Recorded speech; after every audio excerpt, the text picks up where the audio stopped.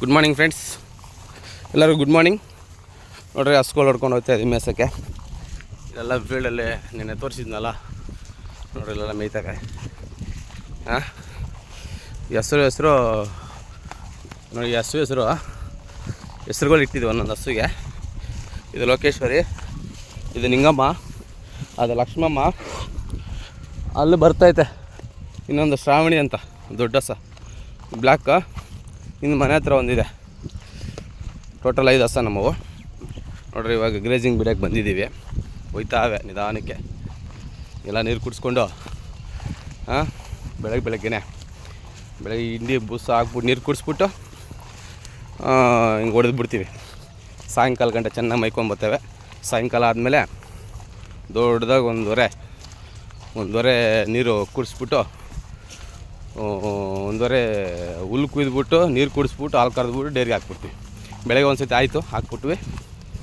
Already ಈ ಹಸಗೆ 20 ದಿನ ಆಗಿದೆ. ಇವತ್ತಿಗೆ 20 ದಿನ ಆಗಿದೆ.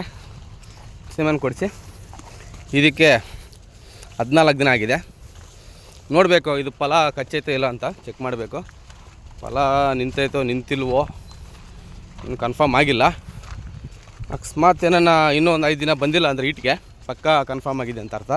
ಇದು ಅಷ್ಟೇ, ಇನ್ನೊಂದು 10 ದಿನ ಈಟಿಗೆ ಬಂದಿಲ್ಲ ಅಂದರೆ ಕನ್ಫರ್ಮ್ ಆಗಿದೆ ಅಂತ ಅರ್ಥ. ಇದು ನೋಡಿರಿ, ಹೊಸ್ತಂದಿರೋದು ನಾನಿದು ಜರ್ಸಿ, ಹೊಸದು ಇದು. ಅದಕ್ಕೆ ಹೆಸರು ಇಟ್ಬಿಟ್ಟಿದ್ದೀನಿ ಲಕ್ಷ್ಮಮ್ಮ ಅಂತ. ನೋಡಿರಿ, ಹೊಸ ಹಸ ಇದು ನಮ್ಮದು. ನೋಡಿರಿ ಹೆಂಗೆ ಬರ್ತಾಯಿದೆ. ಅದು ತುಮಕೂರು ಕಡೆಯಿಂದ ತಗೊಂಬಂದೆ.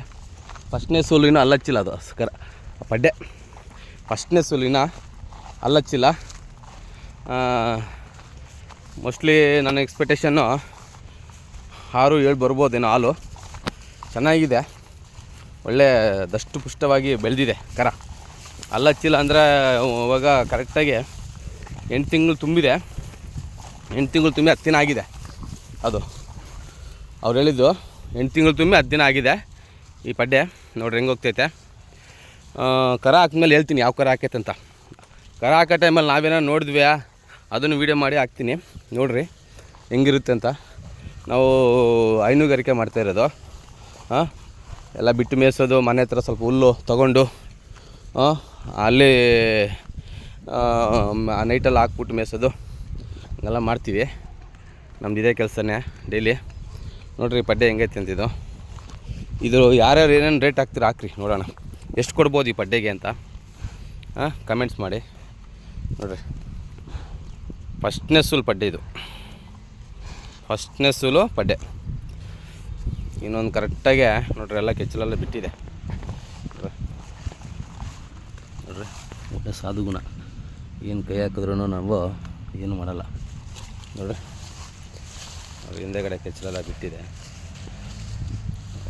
ಒಳ್ಳೆ ಜಾತಿಯಲ್ಲೈತೆ ಜರ್ಸಿ.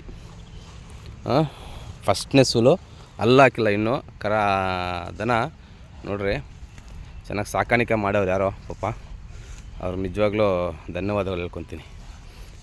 ಸಾಕಬೇಕು ನೋಡಿ. ಹಿಂಗೆ ಸಾಕಿದ್ರೆ ಹಿಂಗೆ ಕರೆಕ್ಟಾಗಿ 8-9 ತಿಂಗಳಿಗೆಲ್ಲ ಸೆಮೆನಿಗೆ ಬರ್ತವೆ.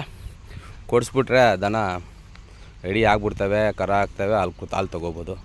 ಕರುಗಳು ಚೆನ್ನಾಗಿ ಸಾಕಾಣಿಕೆ ಮಾಡಬೇಕು, ಹಾಲು ಚೆನ್ನಾಗಿ ಬಿಡಬೇಕು. ಇದು ಹೆಣ್ಗಾರ ಹಾಕಿದ್ರೆ ಅಂತ ಪಕ್ಕ ಇಟ್ಕೊತೀನಿ. ನೆಕ್ಸ್ಟು ಇದ್ರ ಜೊತೆಲಿ ಇನ್ನೊಂದು ಇಟ್ಕೊತೀನಿ. ನೋಡಿರಿ, ಅದು ಆ ಕಡೆ ಇರೋದು ಆರೋ ಬ್ಲ್ಯಾಕು. ಅದು ಕರ ಹಾಕ್ಬಿಟ್ಟು ಆಲ್ರೆಡಿ ಹಾಲು ಕರಿತೈತೆ. 3 ತಿಂಗಳಿಂದ ಹಾಲು ಕರಿತೈತೆ. ಇದು H F, pure H F ಇದು. ಮತ್ತು ಇನ್ನೊಂದು ಎಚ್ ಎಫ್ ಇದೆ, ತೋರಿಸ್ತೀನಿ ಬನ್ನಿ. ನೋಡಿ, ಇಲ್ಲೊಂದಿದೆ, ಬರ್ತಾಯಿದೆ, ನಡ್ಕೊಂಡು ಬರ್ತೈತೆ ನಿಧಾನಕ್ಕೆ.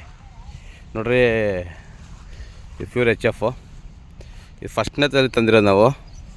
ಇದು ಹೆಸರು ಶ್ರಾವಣಿ ಅಂತ. ನೋಡ್ರಿ ಹೆಂಗಿದೆ ಅಂತ. ಶ್ರಾವಣಿ, ಲಕ್ಷ್ಮಿ, ನಿಂಗಮ್ಮ, ಲೋಕೇಶ್ವರಿ ಅಲ್ಲಿದೆ ನೋಡಿ. ನೆಕ್ಸ್ಟ್ ಕರ ಇಟ್ಟರೆ ಕರಗೊಂದು ಹೆಸರು ಇಡ್ತೀವಿ. ನೋಡಿರಿ, ಜೂಮ್ ಮಾಡಿ ತೋರಿಸ್ತಾ ಇದ್ದೀನಿ. ಇದು H F, pure H F. ಯಾರ್ಯಾರು ಸಬ್ಸ್ಕ್ರೈಬ್ ಮಾಡಿಲ್ವೋ ಸಬ್ಸ್ಕ್ರೈಬ್ ಮಾಡಿ ಫ್ರೆಂಡ್ಸ್. ಲೈಕ್ ಮಾಡಿ, ಶೇರ್ ಮಾಡಿ, ಕಮೆಂಟ್ಸ್ ಮಾಡಿ. ಬೆಲ್ ಐಕಾನ್ ಒತ್ತಿ. Thank you.